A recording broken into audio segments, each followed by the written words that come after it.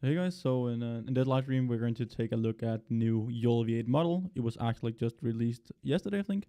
So this is actually a pretty good model. We're going to go over it. We're going to take a look at the GitHub repository here. We're going to see how we can actually set it up in Python, how we can run it. We might even go into Google Colab to see how we can train our own YOLOv8 model. So recently I just made some videos and I also have a course about the YOLOv7 model. But now Ultralytics actually just released this YOLOv8 model. They're also the creator of the YOLOv5 model, which is actually like a really good model. Like it was state of the art for object detection for a long time, and it is still a really good model to use.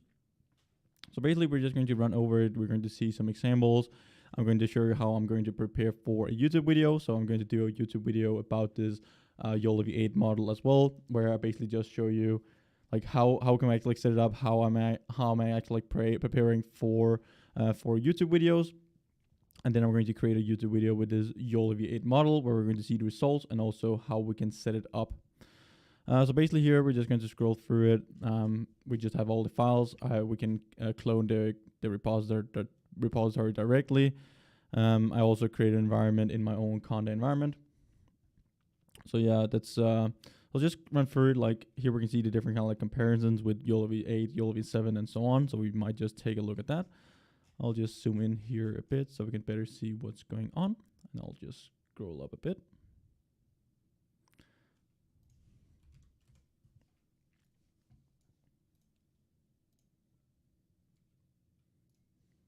Yeah, so here we can actually see the results. So we have the results here on the Cocoa dataset. We have the mean average position of 50 to 95 years. This is actually like the best metric, or like the hardest metrics to get high accuracy on, or like mean average position. So we have these different kind of models, like so we have the nano model, the small model, medium, large, and extra large model. So this is the exact same one that we have in YOLOv7 and also YOLOv5. So here we can see some of the results. We can see the number of parameters, so we don't have to have as many parameters. Like in some models, we actually have more parameters for the medium model here as an example, but we can just see that the mean average position is higher for all the different kind of like models. We also have the validation over here to the right. So here they're basically just comparing like the latency, or like basically like how many milliseconds it takes to process one image. So this is the inference time that we have over here to the right. So we can see we have the latency on an 800 Tensor RT floating point 16.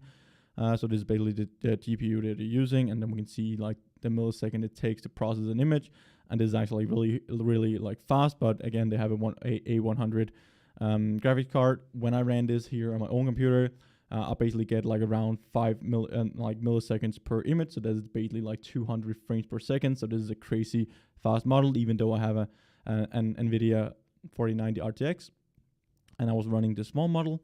But here we can see like the accuracy is just really good. Like we can see the small model here, the accuracy has increased by a lot. So just remember, like this is on the Cocoa mean average position, 50 to 95. If you're only looking at like the mean average position 50, we will get like way higher accuracy. So good models, really nice models, and we have less parameters, and the inference speed is just really fast. So this can be useful in a lot of different kind of application. And again, this is just building on top of the other different kind of like YOLO models. So we have YOLOv7, YOLOv5, and all those different kind of models. So this is basically just like improvements of those models.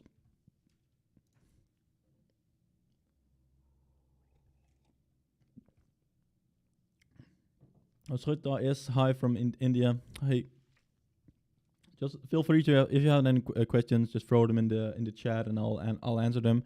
It can either be like about like YOLOv8 here, what we're talking about now, but it can also be in general in some of my other videos, or just like general questions about computer vision, deep learning, or like whatever questions you have, just thrown in the comments or in the chat section.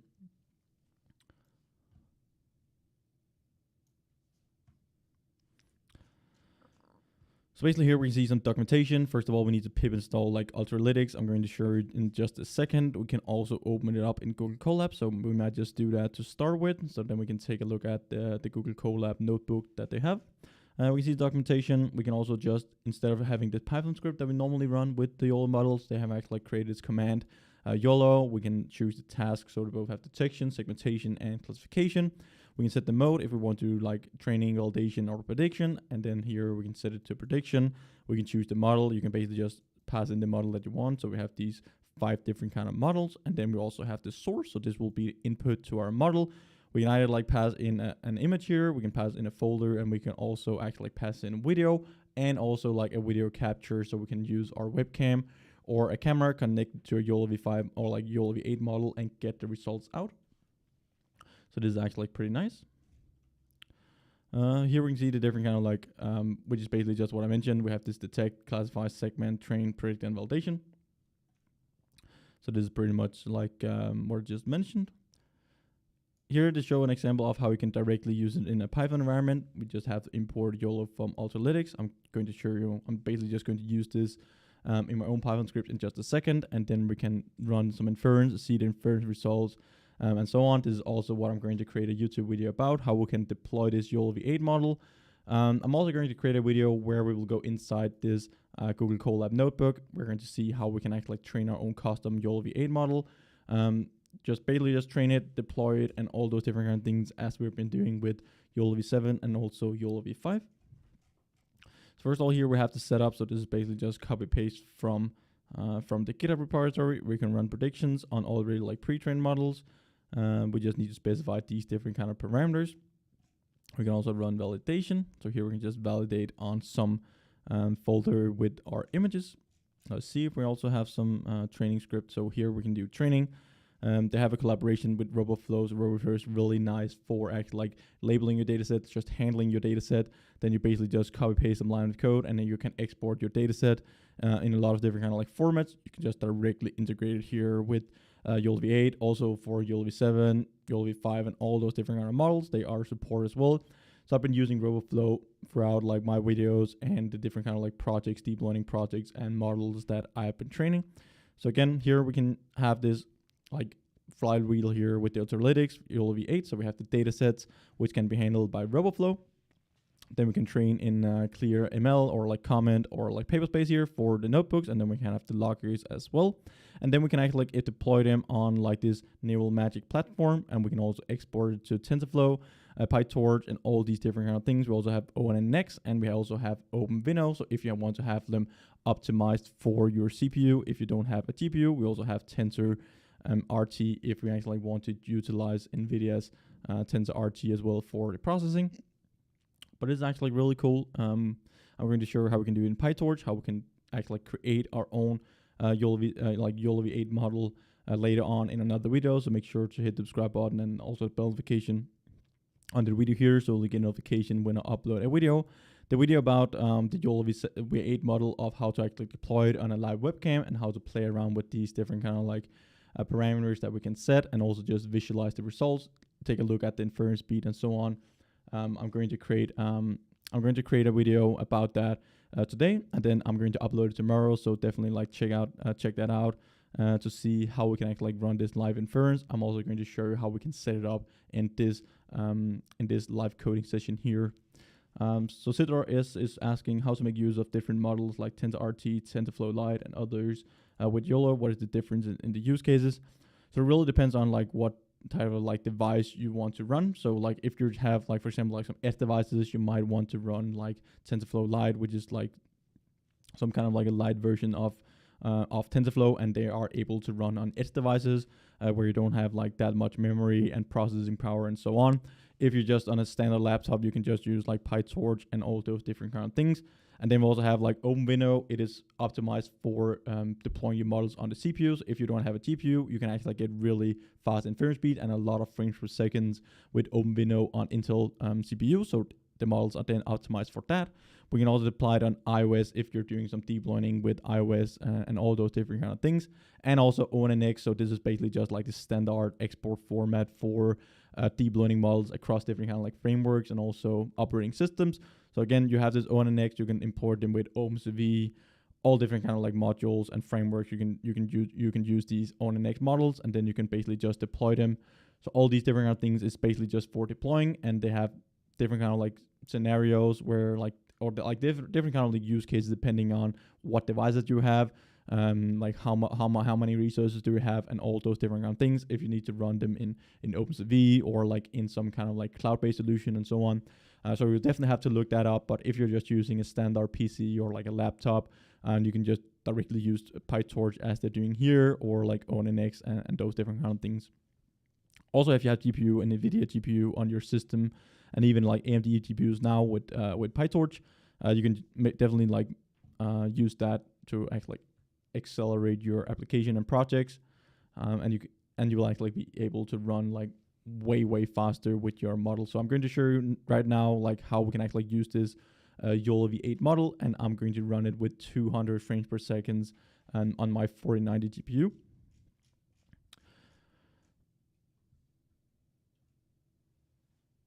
So yeah, you're asking, sorry, can you help me? How can I be good at machine learning? So definitely, I actually going to create a video about like some kind of like roadmap of how to get started with machine learning, deep learning, and all those different kind of things. But I think like one of the most important things is actually just to do stuff. So you can sit there, read about like machine learning and all those different kind of things, but you really want to like get into it. You really want to like get your fingers into it. You want to play around with it. You want to know like, okay, if I change some things in this function, how does that like affect my neural network? You want to train some networks. You want to train like other different kind of like machine learning models. How do they affect them? Maybe just take a simple data set and just train a lot of different kind of like machine learning algorithms. Like it can be random forests, support vector machines, like just basic KNNs, maybe some deep learning models. And then you can even expand it to like more complex deep learning models. But again, just play around with it. If you want to be good at something, you just need to like put in the hours. So again, yeah, just put in the hours. It will take some time. It will act like be a lot of pain learning all these different kind of things, because these are hardcore things to learn. And of course, you need to learn like the theory behind it. You can use like for example, my YouTube videos. I have like whole tutorials with deep learning of how to get started, how to process all these different kind of things, and the theory behind it. So you can start with that. You can gain some basic knowledge, build on top of that, and then basically just keep on improving. Know what is actually going on behind the scenes, but the most important thing is to just do something and actually like see how it affects your models and data sets when you're training, and just playing around with different kind of parameters and see how do they affect your models and the training process. So here we can see we can do detection. So here we can train YOLOv8 on detection, segmentation, and classification datasets.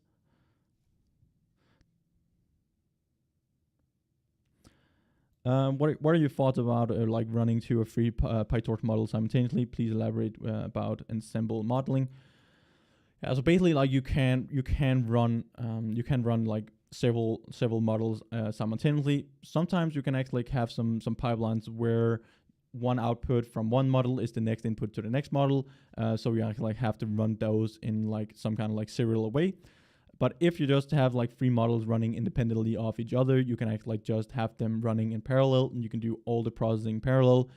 You'll of course need the hardware and the resources for that, but it will definitely like be possible. I have made some applications where, for example, I do some basic object detection for some different kind of like objects that I want to detect in the scene, and then I use that output, like the bounding boxes from that model, and then I fed it into like a new network that is doing segmentation on specific elements inside of that bounding box, and then you can actually like make some control systems based on that. So I was actually like using a robot arm to find different kind of like objects, and then when it found the objects, it would go over to the objects and then take another image and then actually like do segmentation of that. So you can have them like 2 or 3 models running simultaneously depending on like how many resources you have.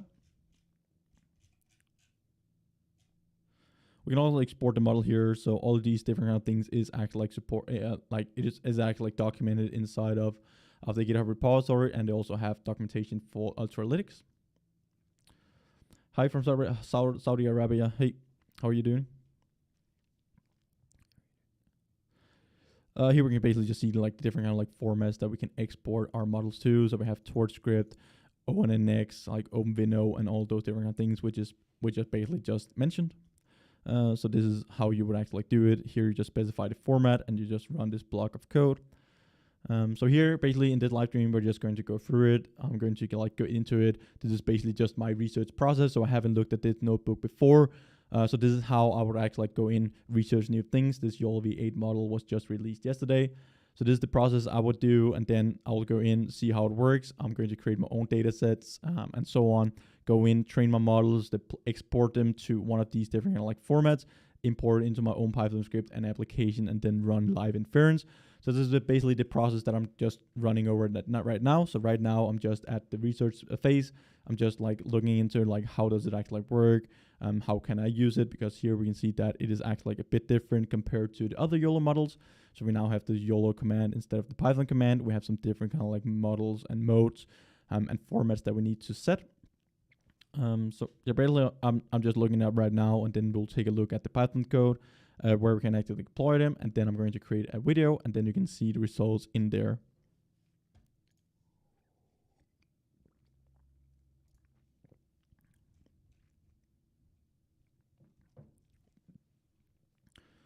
So here you basically just show like this is just copy pasted in from the GitHub repository. Yeah, YOLOv8 is faster than YOLOv8. I'll just go back here again and show it to you. So here we have the inference speed over to the left, so we can see YOLOv8 here is the blue one, and then like the closer it is to like to 0 here at on the y-axis, the faster the model is. So we can see like the nano model is faster than the small model, medium model, large model, and extra large model, which makes sense. So we can actually see that the extra large model is slower than the other one. But here we can see, like, for example, like the nano model, it's kind of the same as YOLOv8, and here they compare to YOLOv8. They only do it for the large and extra large model. I'm not sure about that. So here we can see that it is actually like slightly faster, but the accuracy is higher on the accuracy here is higher on the YOLOv8 model. And also really depends on like what model you're running and in what environment, and also what resources you have.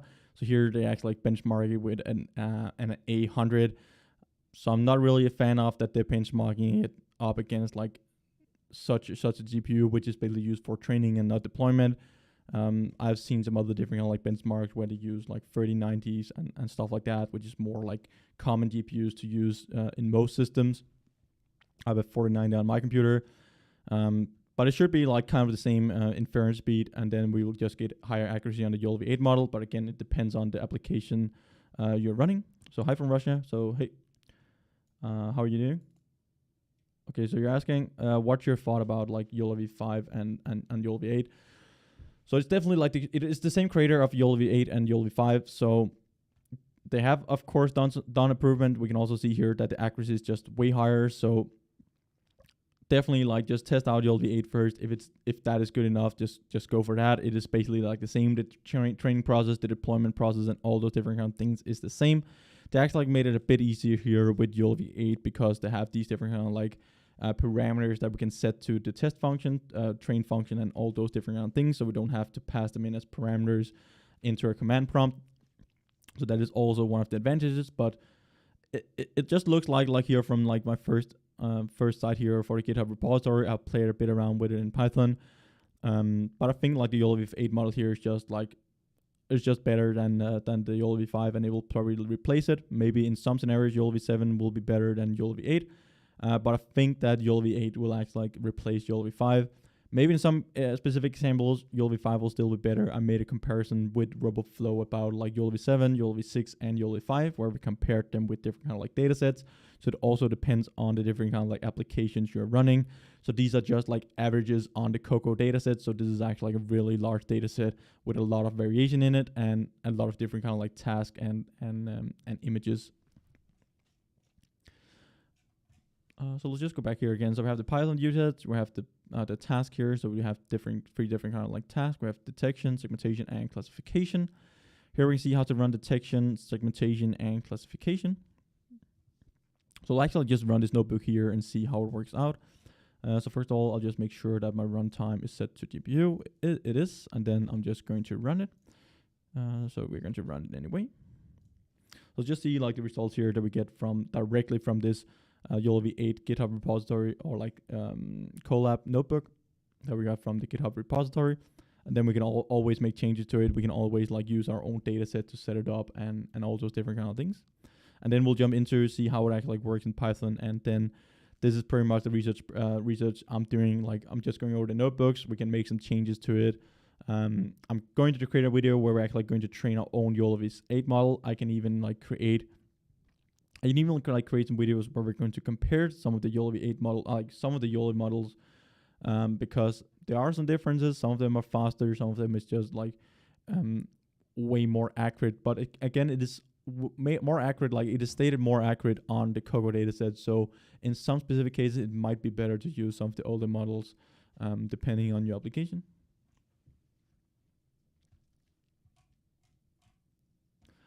So here we have the setup complete. We have 2 CPUs. We have a Tesla T4. We're running CUDA. Now we're just going to go inside and clone the GitHub repository. So this is basically what I've been doing as well. I pretty much did the same here in my own environment. So I went into my Anaconda prompt, and then I basically created a new environment. So here I'm just going to activate the environment. I think I named it ohms. No, not ohms.v, but YOLOv8. Yeah, so here just to activate my environment, I just went in, copy pasted this, so we're cloning the GitHub repository, so we get the whole YOLOv8 model, and then we can basically just run this pip install Ultralytics. Then we will install Ultralytics, and we can also install the dependencies afterwards if you're just creating like a new environment. Ali Radvan, hey, how are you doing? Yeah, so I've seen YOLOv8 has good accuracy on small photo sizes.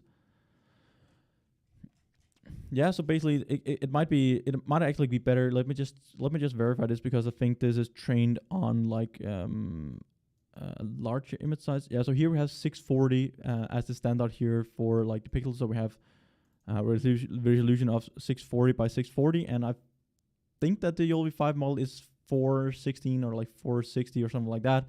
But yeah, it looks like the YOLOv8 model is trained on small images, which might actually be beneficial if you have like low resolution images in your dataset. Then maybe YOLOv8 is still better compared to YOLOv8. But again, I think the difference will be really small. So you can test it out if you want to do that, but I don't think it will make like too much of a difference.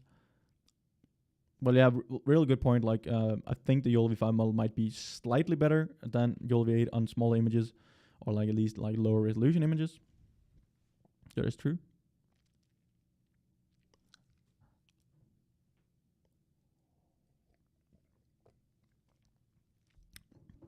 Yeah, so we've pretty much just been going over, like taking a look at the new YOLOv8 model, which was released yesterday. I'm just going through like notebook here, going to run some predictions. We're going to create a video where I like going and train my own YOLOv8 model on my own custom dataset, as I've been doing with YOLOv8 and YOLOv7, and then we're going to deploy them so they act like have a new way of deploying these models in Python in your own Python script. So we're going to do that, and then I'm going to create a video which I will upload tomorrow about that, how we can actually like do it in Python, and then we're going to see results, because the results is actually like going to, yeah, it can run in real time. Like I just tested it in my Python script. I can basically just open it up here. So I'm just going to open up my repository, or like my folder. So this is basically like the format you'll need to do in Python. So they made it really easy to just get the model up running, see the results, and so on. You can also like get the results, you can write them out and so on for all the bounding boxes detected and so on. But again, we can set it up for images, folders, like video sources here. I have my webcam, and we can also get the visualizations. We can choose the model that we want. But when I was actually running these applications, we also get like the milliseconds it takes to process the images. And I think I was running the small model, and I got 200 frames per second on my 4090 graphics card. So this is actually like able to run in real time, even on the CPU. Maybe I actually tried it on the CPU as well, and we got it was able to run in real time above 30 frames per second. I think I remember that. Yeah. So these are some really great results to begin. Really great results. But we could also like run real time with YOLOv7 and YOLOv8 only, even on CPUs. And again, they just support these different kind of like formats. Yeah, basically only 3 lines. You will need to do some adjustments, but they have created this new kind of like way that you can set it up. So you can basically, instead of having these like arguments, like parse arguments into the command prompt, they have like created a new structure where you can then pass them into these functions instead, and then you can directly use them in Python. And then they have these detection predictor and so on, where you can actually go in and see the pre-processing that they do. You can extract the results and so on. You can print the results, so you can store all the information that is detected in your images. You can throw in images, folders, and videos here, and a 0 for the webcam. Of course, you'll need to do some adjustments if you're actually going to implement it in your own application. This is just for like testing it out. If you want to like do real-time inference, where you want to do adjustments and change the results, like if you want to do some results with if you want to do something with the results just after they have made the predictions. So here it is basically just going inside a while loop, and then after we have terminated, it will return the results and print it. But let's just see here. So here it just basically just ran it. Here we get the results. So this is on the sedan image. We see the number of layers, parameters, and all those different kind of things. We can do validation. So we're just going to run it. Here we're just going to run a Coco 2017 validation zip file. So this will probably be a rather large zip file. Yeah. So here we have 5,000 images. We're basically just going to run that through the validation, so then we should get results close to the one stated here. And then after that, we're just going to run the validation on the Coco validation set. So yeah, we're basically just running the validation here.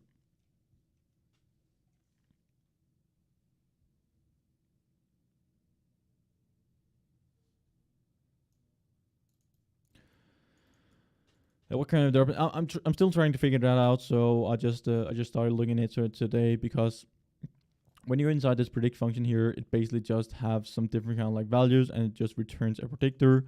So I'm not sure how to get the results like immediately while you're running your application. So I might need to go in and modify some of these lines of code, because if we just have our own while loop with OpenCV and we just load an image, we can't just directly pass that image into the source here. This is only running like with files. So we'll need some kind of like way to actually go in and run inference with these models.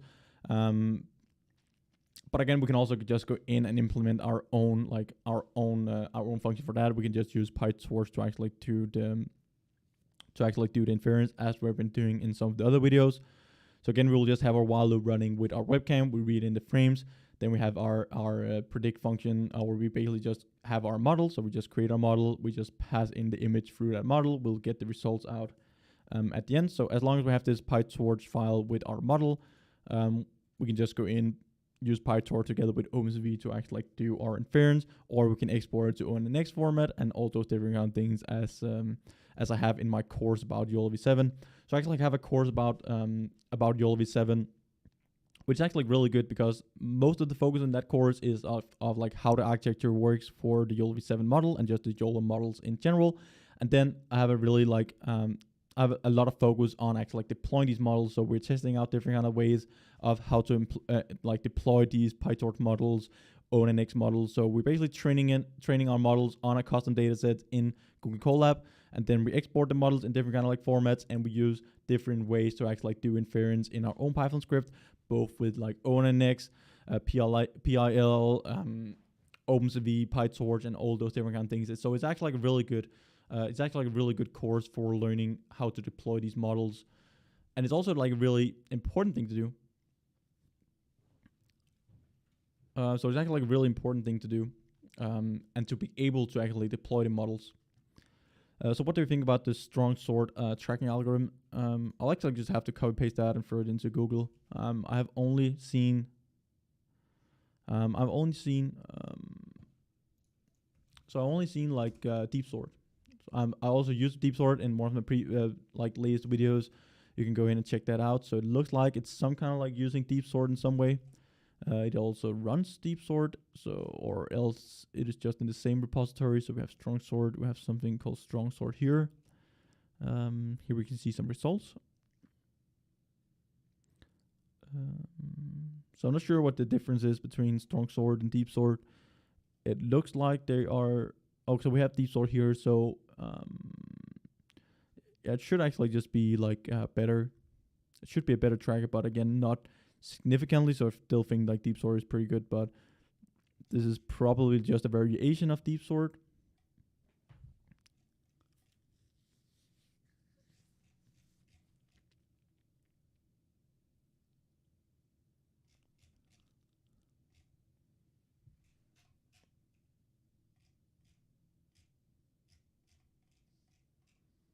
Yeah, so I'll definitely check that out a bit more.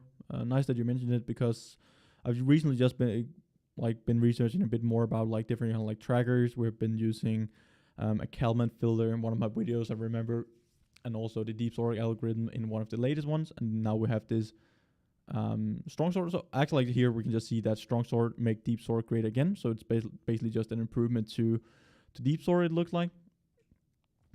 I hope this will actually be less processing than deep sort, because when you're actually running deep sort, it takes some resources and it slows down your application a lot. So I think that I actually hope that they created some kind of like sorting algorithm that can run a bit faster than deep sort and still have really good performance. Yeah, so I'm definitely going to create a video about the zero shot model as well. Um, Yeah, for sure. Like for sure, it's pretty interesting, these new zero shot models, and just like the whole idea behind the zero shot, where we can basically just like take like a couple of images and then train our own model based on that. So that is definitely really cool. So here we can just see the results. We can just see for all the different kind of like classes that we have in our data set. We can go down and do the training. So this is the actual training. We're not going to run that. We can see here that we just have the output results. So we'll get the exact same results here if we just run it, these blocks of code again. If we want to do some adjustments, we can do it ourselves. We can train our own data set. You can load in your own data set and train that. Here we can export in different kind of like formats. So right now we just have a pre-trained model. You can export in whatever format you want. And then we have this Python usage, which is basically just what I showed you. So we can either like build a new model from scratch, or we can have this pre-trained YOLOv8 model. I'll have to look a bit more into it, but I'll see how this actually constructs this YOLOv7 like YOLOv8 model. If this is basically just returning like some kind of like PyTorch model where it loads in the weights, because then we can actually go in and maybe do some modifications to it. It will be a bit easier to do some implementation, some adjustments to it for our own application and so on. So I'll definitely look a bit more into this YOLO model here. Might actually even be able to go in and do that directly, just to take a quick look at it. So we have Ultralytics, and then we have this new YOLO folder. Okay, so we have this V8, we have the utils, engine, some data, detection. Let's just see the prediction here. So this is basically just what I showed you. So we have some pre-processing, post-processing of our predictions. So we have the predictions up here, which is basically an argument to our function. So we actually need some way to extract these predictions here and call these functions. So we have the detection predictor, which is basically returned from one of the functions. And then we can go in, call these post-process methods and so on. So I'll definitely have to take a deeper look into it. Hi, I tested YOLOv8 today, and if YOLOv7 perform better in the same data, what could you say about it? Yeah, so depending on your application, like you can have applications where YOLOv7 performs better than YOLOv8, and also like the opposite way around. Sometimes YOLOv7 can be faster than YOLOv8, and the accuracies can differ a lot, because these models here, when they're benchmarked again like larger data sets as the Coco data set, where we just have like hundreds of different kind of like classes inside the Coco data set.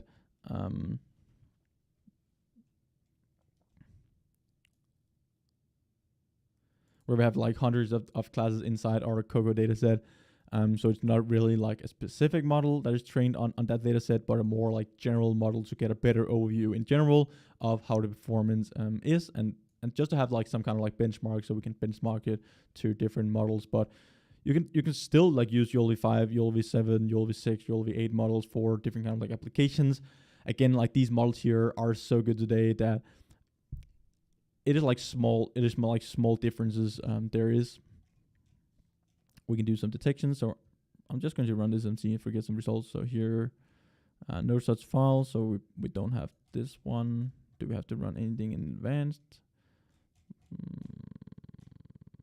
Shouldn't have to. File not found.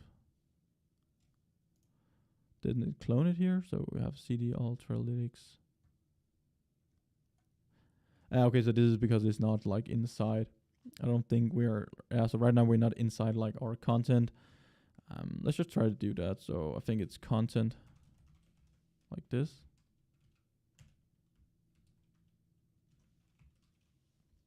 I'm not sure. Let's see. I have the YOLOv8. YOLOv8. Got the YOLO model data models. YOLOv8. And then we have the models here. Let's just copy the path and see if we can actually just load it in that way. Oh, so that was the YAML. So it'll be up here. Let's see if we just import it in this way. Yeah, we are able to. And now we can't find like this Coco dataset because we'll have to like show the whole path of that. But here we can basically see the structure of the neural network. So we have some convolution layers and all those different kind of things, concatenation, detection, and so on. So yeah, you'll definitely need to like specify the whole path here. But again, if you have it in your own Python script, you will already be inside that folder. We can do some detections. We'll need to specify the whole path, segmentation, classification. But it's now going to see here in Python how we can actually set it up. I'll just run it quickly, and then I'll cover it way more in the video that I'm going to upload tomorrow about the YOLOv8 model and how this actually performs. So let's just run this here and see how it performs. We might get some outputs down here at the bottom. So here I'm just going to run this test. And let's see which webcam it actually opens up. So here, first of all, we're downloading the model. So when you're running it the first time, it will upload, or like it will download the model to your computer. Yeah, so here we can see that we actually have something running. So this is my webcam on top of my monitor here. So I'll just take it down. So this is a baseball bat. This is not a baseball bat. This is a microphone. But here we can actually see that it is just running inference. We can like play around with the parameters, both like the confidence score and so on. I'll just take my cam up here. Maybe we can do some detection. So here we have a chair in the background. TV at the wall, that is not correct. Here we might have like a TV, a laptop, traffic light. So this is my phone. This is not a traffic light. TV. So this is actually correct as well. Traffic light, car. But these are really low confidence scores. But again, if we just take a look at the outputs down here at the bottom, we can just see all the outputs from each of the individual like frames that we're detecting. And we can see that we get 5 milliseconds. So this is this exact, like, this is actually like 200 frames per second because this is 5 milliseconds. So that will be 200 hertz, which is 200 frames per second. I'm running on my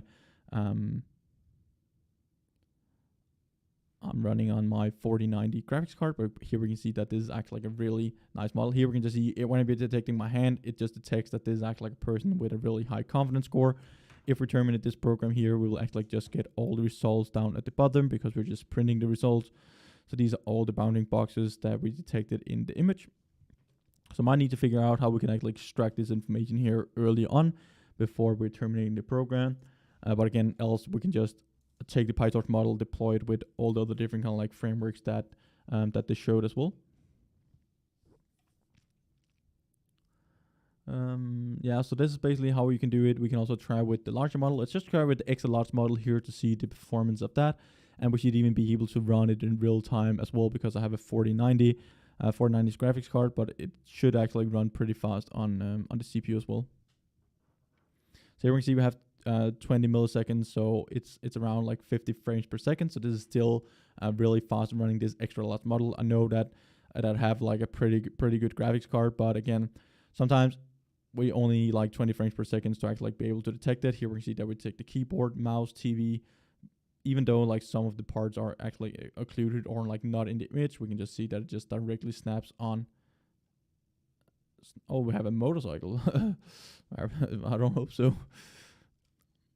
So here at the keyboard, we have TV, you have a mouse, in person here with a really high confidence score. So this is a really nice model. We get all the outputs down here at the bottom.